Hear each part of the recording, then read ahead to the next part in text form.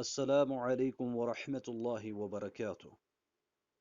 Students, today we are going to start another chapter of class 10th, that is areas related to circles. इससे पहले आपने chapter circles पढ़ा हुआ है। उस चैप्टर में हमने कुछ चीज़ों को सीखा, लाइक टेंजेंट्स क्या होते हैं, सीकेंट्स क्या होते हैं। इसी तरह से क्लास 9th में आपने बाकी चीज़ों को सीखा हुआ है about the terminology of the circles, like radius क्या होता है, diameter क्या होता है, circumference किसे कहते हैं, and sector क्या होता है, segment क्या होता है।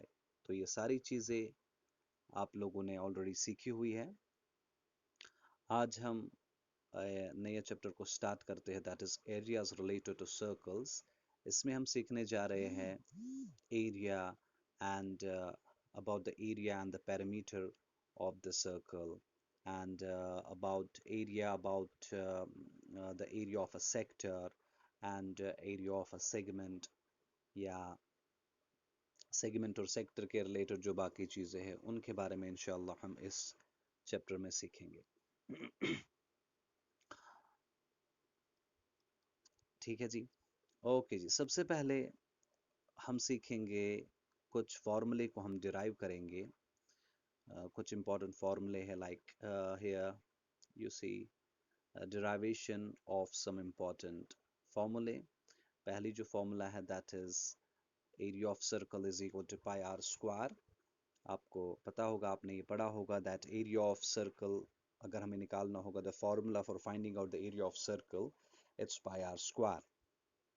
इसी तरह से एरिया ऑफ सेमी सर्कल जो होता है that is 1/2 pi r square, that means half of pi r square.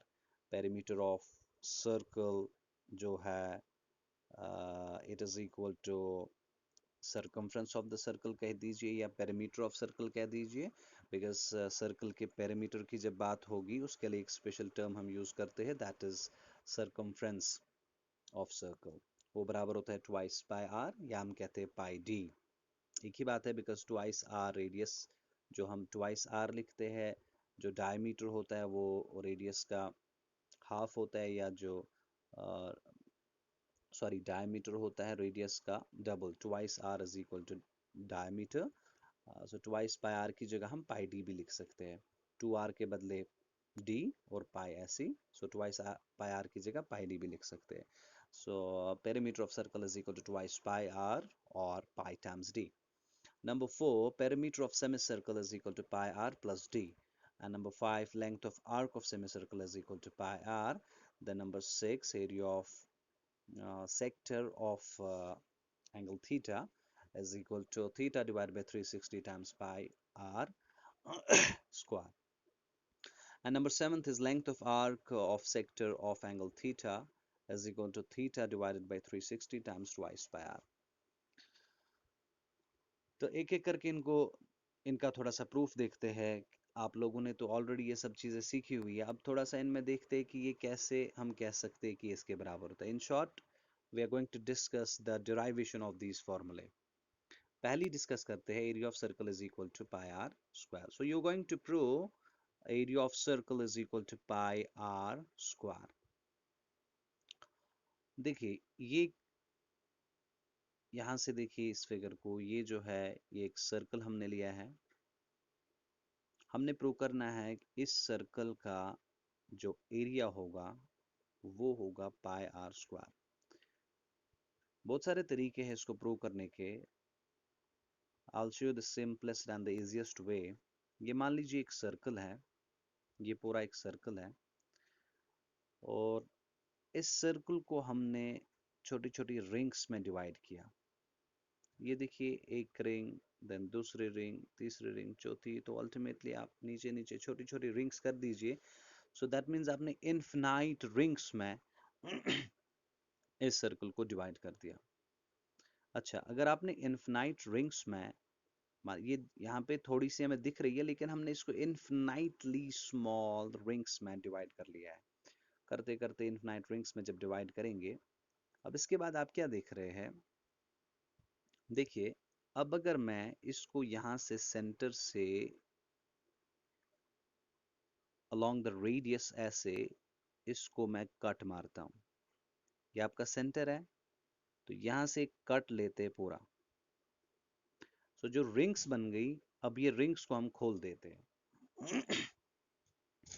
जो सबसे छोटी रिंग होगी वो मान लीजिए यहाँ रखिए, उससे बड़ी, इसके बाद उससे बड़ी, जो ये वाली पहली रिंग, तो मान लीजिए यहाँ दूसरी ये वाली रिंग, उसके बाद तो ये वाली रिंग यहाँ, उसके बाद ये वाली रिंग यहाँ, इसके बाद चलते चलते चलते चलते जब रिंग्स को आप खोलेंगे तो आपको लाइंस कुछ ऐसे लगेगी जैसे यहाँ पे एक ट्रायंगुलर फॉर्म बन गया है, ये सबसे छोटी, फिर उससे बड़ी, उससे बड़ी, उससे बड़ी, उससे बड़ी, और अल्टीमेटली जो सबसे बड़ी है वो ये है।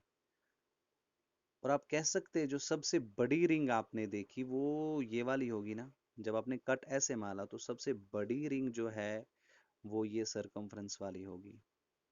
ये पूरा जो बाहर वाला सरकमफ्रेंस होता है, बाउंड्री ऑफ द सर्कल, ये बाहर वाली जो आउटर मोस्ट रिंग होगी, वो सबसे बड़ी रिंग हम खड़ा कर सकते हैं यहाँ पे ट्रायंगल में। अब जब रिंग्स को आपने खोला तो छोटी छोटी, जब आपने इन्फिनाइट रिंग्स में डिवाइड किया तो सबसे छोटी वाली जो स्मॉलेस्ट रिंग थी वो एक डॉट लाइक होगी, जो यहाँ पे थी। इसके बाद बढ़ते बढ़ते साइज बढ़ेगा बढ़ेगा बढ़ेगा बढ़ेगा, और बढ़ते बढ़ते जो सबसे बड़ी रिंग होगी वो आपका ये सरकमफ्रेंस के बराबर होगी, तो वो ये वाली है। ठीक है, तो आपने इन रिंग से क्या बनाया, आपने एक ट्रायंगल बना दिया। इस ट्रायंगल को देखिए, आपने इसको यहाँ से कट मारा है, तो पहली उठाई यहाँ रखी, दूसरी उठाई यहाँ रखी, तीसरी उठाई यहाँ रखी, ये वाली उठाई यहाँ रखी, इसके बाद उठाते उठाते तो ये वाली डिस्टेंस जो होगी, this would be nothing but your radius, ये क्या होगा, ये रेडियस होगा, ये वाली डिस्टेंस। और जो ये सबसे बड़ी रिंग होगी उसकी जो हाइट होगी, that is nothing but the circumference of the circle. आप समझ रहे होंगे, जब हमने एक रिंग, दूसरी, तीसरी, चौथी, जो खोलते खोलते हम रिंग चले गए तो हमने कितनी रिंग्स को रखा खड़ा, जितना ये रेडियस होगा, तो दैट द रीजन ये हमारा रेडियस होगा। और ये जो हाइट है, सबसे बड़ी आउटर मोस्ट रिंग जो होगी वो आपकी ये बाहर वाली रिंग होगी। सो जो सबसे बड़ी रिंग होगी उसकी हाइट होगी circumference of the circle, and you know that circumference of the circle is what, it's twice by r, तो ये बाहर वाली रिंग क्या होगी, twice by r। अब ये ट्रायंगल जो बन गया, इसमें ये बेस जो है वो r है, और जो इसकी हाइट है वो ट्वाइस बाय r है। तो हम लिख सकते हैं हियर, जैसे मैंने यहाँ लिखा है here, area of triangle is equal to 1/2 times r times twice by r। क्यों? Because you know that area of triangle is equal to 1/2 times base times corresponding altitude। अब आपने 1/2 लिखा, फिर बेस जो है वो आपकी ये थी बेस, तो ये बेस होने का मतलब है आपने यहाँ पे r लिखा, और हाइट आपकी ट्वाइस बाय r, तो आपने यहाँ ट्वाइस बाय r लिखा। इसको सॉल्व करते cancel 2 and 2, then you get pi r square, and area of triangle is equal to area of circle. ये जो सर्कल था इसका एरिया इस ट्रायंगल के बराबर होगा। अगर ट्रायंगल का एरिया निकल गया पाई r square, that means you can very well say that area of circle is equal to pi r square, hence proved। तो दूसरी फॉर्मूला को डिस्कस करते, area of semi circle is equal to half of pi are square. Very simple. Now you know that semi circle is the half of a circle. Now if this is a circle, half means diameter जो है ये circle को दो semi circles में divide करेगा, एक ये और दूसरा ये पूरा हाफ जब होगा तो पूरे का एरिया पाई आर स्क्वायर है, जो हमने ऊपर प्रूव किया, और हाफ का मतलब होगा आधा, so half of pi are square. ठीक हो गया? Okay ji.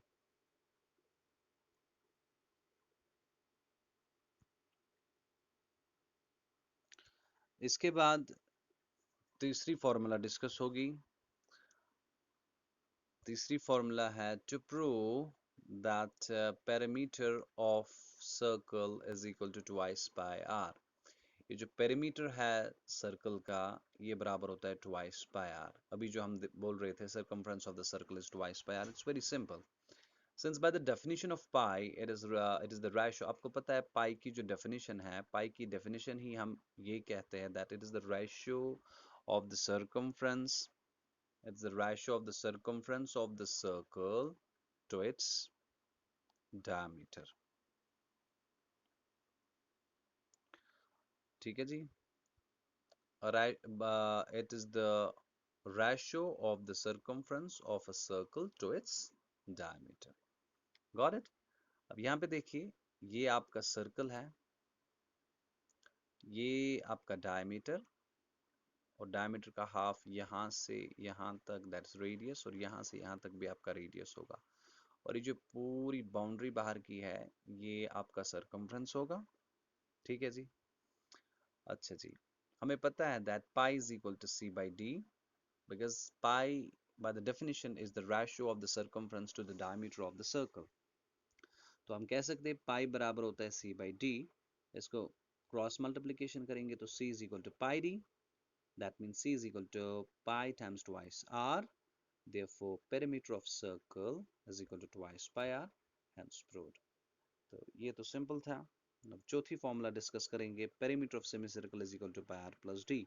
Since semicircle is the half of a circle, semicircle हमें पता है हाफ ऑफ द सर्कल होता है. अगर ये सेमीसर्कल है तो ये डायमीटर, और ये आपका आधी आर्क, ये पूरा जो था सर्कमफ्रेंस है ट्वाइस पाई आर. तो हाफ आर्क कितना होगा? पाई are, which implies that length of semicircle is equal to pi r. तो सेमीसर्कल की लेंथ कितनी होगी? आर्क की पाई आर, और पूरा पेरीमीटर क्या होगा? ये पाई आर और ये plus d, which proves the formula. पांचवी फॉर्मूला डिस्कस करेंगे. To prove length of arc of semicircle is equal to pi r. ये तो ऊपर हमने देख लिया दैट ये जो सेमीसर्कल की आर्क है, ये वाली खाली आर्क विदाउट डायमीटर, खाली आर्क की लेंथ कितनी होगी? सेमी सर्कल का हाफ, जो सरकमफ्रेंस था पूरे सर्कल का, उसका हाफ. तो उसका हाफ यही पाई आर ही होगा. ठीक है. सिक्स्थ फॉर्मूला डिस्कस करेंगे. Area of sector of angle theta. अगर हम सेक्टर की बात करेंगे और सेक्टर में एंगल थीटा की बात करेंगे, तो वो बराबर होगा theta divided by 360 times pi are square. देखिए, जब सेक्टर की बात होती है,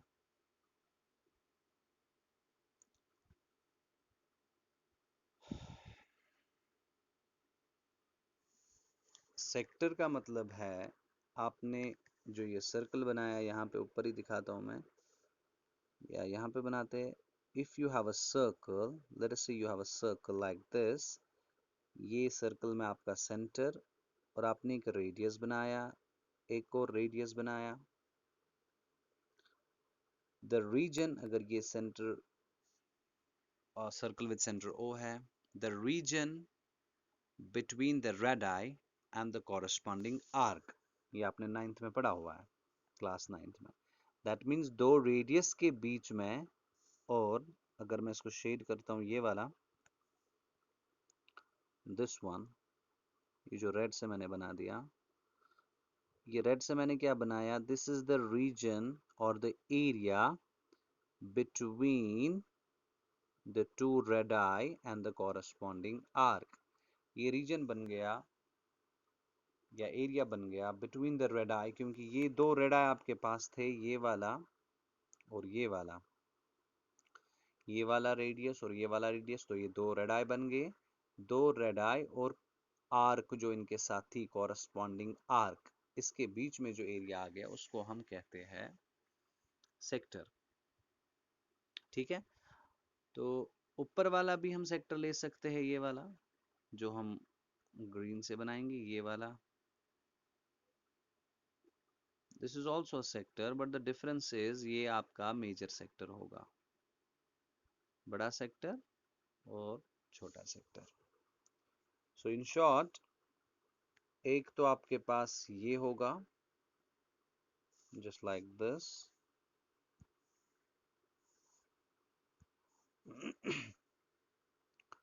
एक तो ऐसा होगा, और दूसरा होगा ऐसे. पहला वाला जो है ये, this is called minor sector, minor sector, and this one is called the major sector. इसको कहेंगे मेजर सेक्टर। माइनर सेक्टर और मेजर सेक्टर, माइनर सेक्टर को हम सिंपली सेक्टर भी कहते हैं। जब आप कहेंगे सेक्टर, दैट मीन्स आप बोल रहे होते हैं माइनर सेक्टर की बात। जब आप मेजर सेक्टर को स्पेसिफाई करेंगे, मेंशन करेंगे, तब मेजर सेक्टर लिया जाएगा। अदरवाइज जब सिंपली सेक्टर बोलेंगे तो वो माइनर सेक्टर की ही बात हो रही होती है। तो इस यहाँ पे इस सेक्टर का जो एरिया होगा, एरिया ऑफ सेक्टर जब हमने लिखा area of sector of angle theta, that means ये माइनर सेक्टर की बात हो रही है। तो एरिया ऑफ माइनर सेक्टर किसके बराबर होगा? Theta divided by 360 times pi are square. और ये थीटा कौन होगा? ये होगा थीटा जिसको हम सेक्टर का एंगल कहते हैं। सेक्टर का एंगल ये होता है, like I'll show you here, this is the sector angle, this is theta, this is called sector angle। तो यहाँ पे ये वाला जब आप लेंगे तो ये थीटा बन जाएगा, ये होगा आपका थीटा, ठीक है। तो मान लीजिए ऐसे,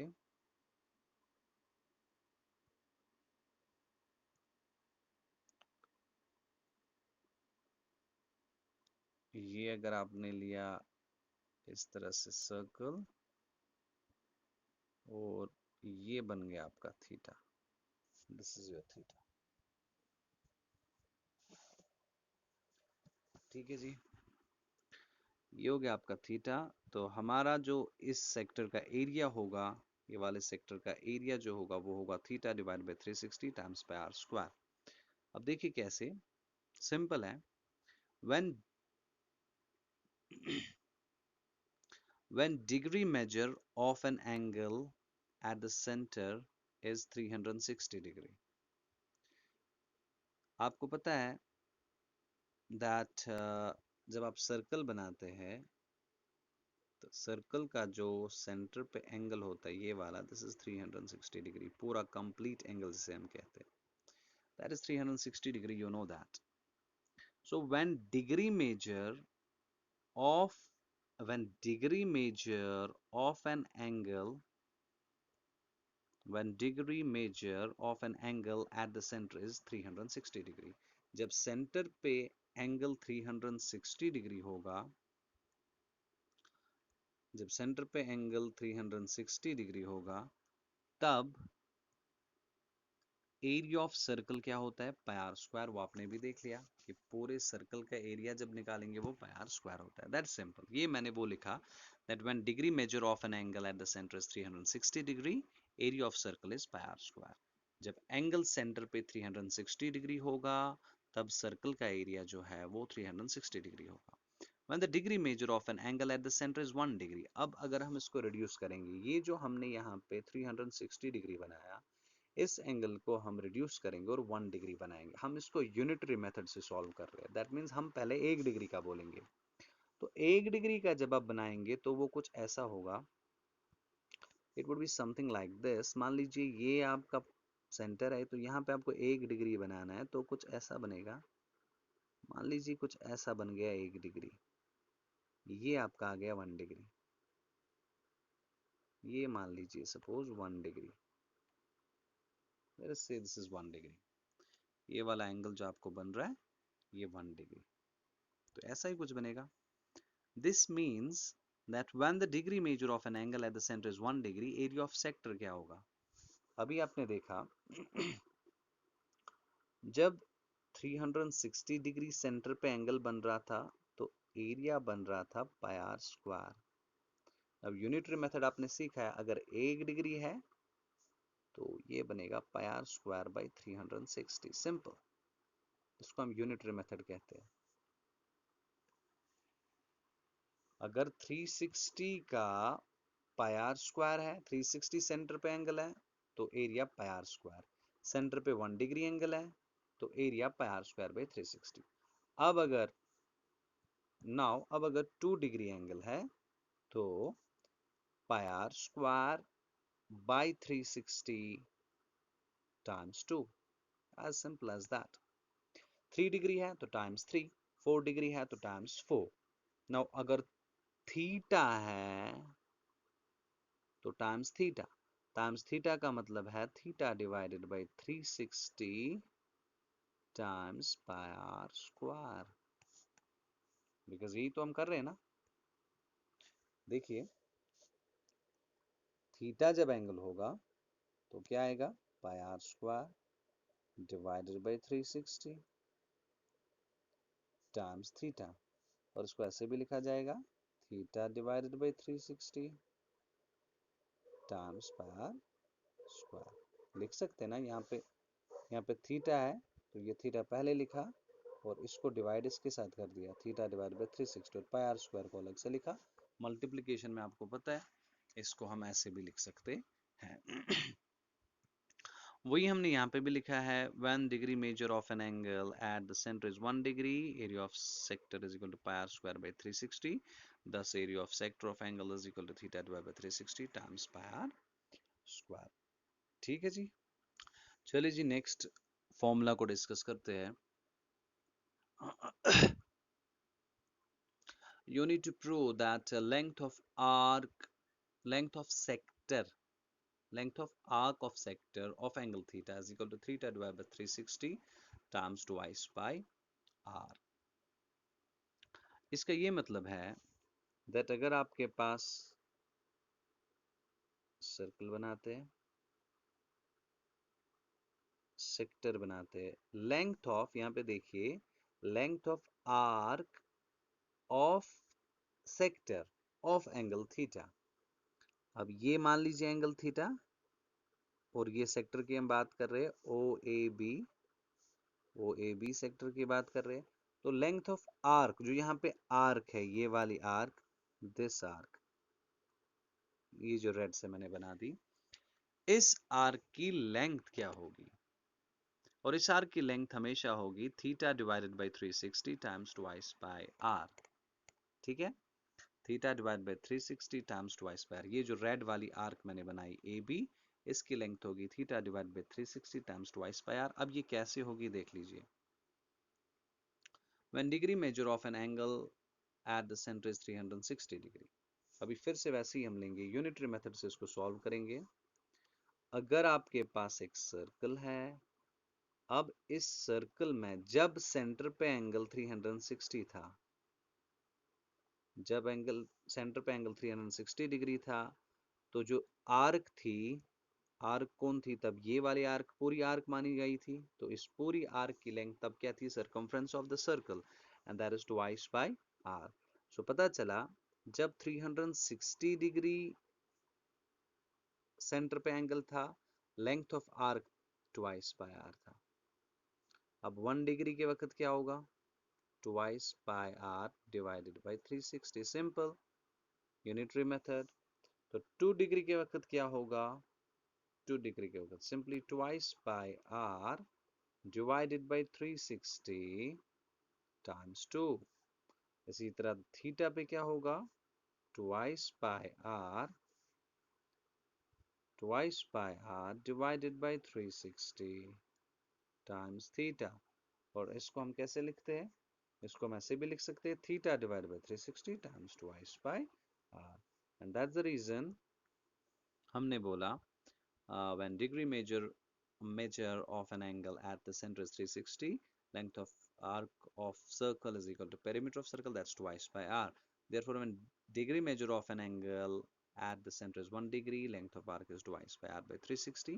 Thus, when degree measure of an angle at the center is theta, length of arc of sector is equal to twice by r by 60 times theta.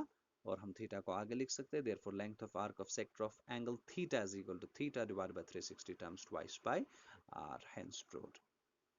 Got it? चले जी, now let's do some questions. पहली exercise को start करते हैं, exercise 12.1. First question says the radii of two circles are 19 centimeter and 9 centimeter respectively. Find the radius of the circle which has circumference equal to the sum of the circumferences of the two circles. बहुत ही simple question है। कह रहा है अगर दो circles का radius दिया हुआ है, एक का 19 सेंटीमीटर, दूसरे का 9 सेंटीमीटर, एक का ये 19 और दूसरे का 9 सेंटीमीटर। ठीक है जी, 19 सेंटीमीटर एंड 9 सेंटीमीटर। तो ये हमने दो सर्कल्स बनाए, एक ये वाला और दूसरा ये वाला। इसका 19 सेंटीमीटर हमने रेडियस रखा R1 और इसका 9 सेंटीमीटर रेडियस रखा R2। इसका सेंटर O और इसका सेंटर O डैश। और एक तीसरा सर्कल हमारे पास है, ये वाला जो मैंने यहां से बना दिया। इसका सेंटर हमने O डबल डैश रखा और इसका रेडियस हमने R1, R2 एंड R। ठीक है। अच्छा जी, अब कह रहा है, कंडीशन कह रही है जो इन दो सर्कल्स का सरकमफ्रेंस अगर आप ऐड करेंगे, इन दो सर्कल्स का, सर्कल 1 इसका नाम रखा, इसका सर्कल 2 और इसका सर्कल 3। तो दो सर्कल, सर्कल 1 और सर्कल 2 के सरकमफ्रेंसेस को अगर हम ऐड करेंगे तो तीसरे सर्कल का सरकमफ्रेंस आ जाएगा। तो यही हमने लिखा है, according to condition circumference of circle 3 is equal to circumference of circle 1 plus circumference of circle 2। तो सरकमफ्रेंस ऑफ सर्कल 3 किसके बराबर होगा? ट्वाइस बाय आर, क्योंकि हमने इसका रेडियस आर रखा हुआ है। और पहले का R1 है, ये वाले का R1, तो यहाँ पे R1 लिखा। तो इस वाले का हमने R1 रखा हुआ है, ये वाला हमारा सर्कल 1 है। This is circle 1, this is circle 2 and this is circle 3। तो सर्कल 1 का रेडियस हमने R1 रखा हुआ है, इसका R2 रखा हुआ है और इसका सिंपल R। तो दैट्स द रीजन हमने कहा twice by R is equal to twice by R1 plus twice by R2। Now dividing 2 pi throughout, हर एक टर्म को 2 पाई डिवाइड कीजिए। नाउ यहाँ पे 2 पाई और 2 पाई कैंसिल होगा। ठीक है जी, यहाँ पे 2 पाई कैंसिल होगा तो R रहेगा, यहाँ पे 2 पाई कैंसिल R1 रहेगा, 2 पाई कैंसिल तो R2 रहेगा। तो R1 हमारा 19 था जो यहाँ पे हमने देख लिया, R2 हमारा 9 यहाँ पे, इसको ऐड किया तो 28 आ गया। Therefore radius is equal to 28 centimeter. Hence the required radius of circle 3 is equal to 28 centimeter. तो ये जो तीसरा सर्कल था, इसका जो रेडियस आ गया, that is nothing but 28 centimeter. ठीक हो गया? So that was a simple question. Now let's have question number 2. Question number 2 is again simple question. The radii of two circles are 8 centimeter and 6 centimeter respectively. Find the radius of the circle having area equal to the sum of the areas of two circles. कह रहे हैं आपके पास ये एक circle, ये दूसरा circle, ये पहला सर्कल, ये दूसरा सर्कल और ये तीसरा सर्कल। अभी कंडीशन कह रही है इन दो सर्कल्स के एरियाज को अगर आप ऐड करेंगे तो तीसरे सर्कल का एरिया निकल जाएगा। आपको रेडियस निकालना है। पहले था सरकमफ्रेंस 2 का तीसरे के बराबर, अब एरिया 2 का तीसरे के बराबर। तो हमने बोला according to condition area of circle 3 is equal to area of circle 1 plus area of circle 2। Area of circle की फॉर्मूला लगाई पाई आर स्क्वायर, तीसरे का R है तो पहले वाले का R1, तो पाई R1 square plus pi R2 square, क्योंकि दूसरे का हमने R2 रखा। अपने वैल्यूज दिए, dividing by through out cancel कीजिए, आपको आ जाएगा R square is equal to R1 square plus R2 square. Then you get R square is equal to R1 आपका 8 है, R2 आपका 6 है, so you get R square is equal to 64 plus 36. Then R square is equal to 100. R is equal to, इस square को हम पार लेंगे या हम स्क्वायर रूट दोनों साइड से देंगे, तो R is equal to plus minus square root of 100, तो वो आएगा प्लस माइनस 10। सिंस ये अब या तो 10 होगा या तो नेगेटिव 10 होगा, हमें पता है R is a length and cannot be negative, length negative नहीं होती है, therefore R is equal to 10, hence the required radius of the circle 3 is 10 centimeter। तो आपको पता चला तीसरा जो सर्कल है उसका रेडियस जो है वो 10 सेंटीमीटर है। ठीक हो गया? Now let's have the next question. Question number 3 says the following figure depicts an archery target marked with its 5 scoring regions from the center outwards as gold, red, blue, black, and white. The diameter of the region representing gold score is 21 centimeter and each of the other bands is 10.5 centimeter wide. Find the area of each of the 5 scoring regions. कह रहे हैं आपके पास ये देखिए figure, ये एक archery target है जिसमें आप टारगेट फायर करते हैं, और जितना जितना आपका अंदर अंदर स्कोर जाएगा, उतना आप, जितना आपका अंदर अंदर टारगेट जाएगा तो उतना आपका स्कोर बढ़ जाएगा। ये देखिए 1 2 3 4 5 लिखा हुआ है। तो पहला सर्कल जो है वो सर्कल 1 मान लीजिए, दूसरा सर्कल सर्कल 2, तीसरा सर्कल सर्कल 3, चौथा सर्कल 4 एंड पांचवा सर्कल 5। ठीक है। अंदर वाला सर्कल 1 जो है वो गोल्ड रीजन, देन इसके बीच में जो ये वाला रीजन है ये, that's red, then blue, then white and then white, sorry black and then white. Gold वाला जो है इसका डायमीटर दिया हुआ है 21 सेंटीमीटर।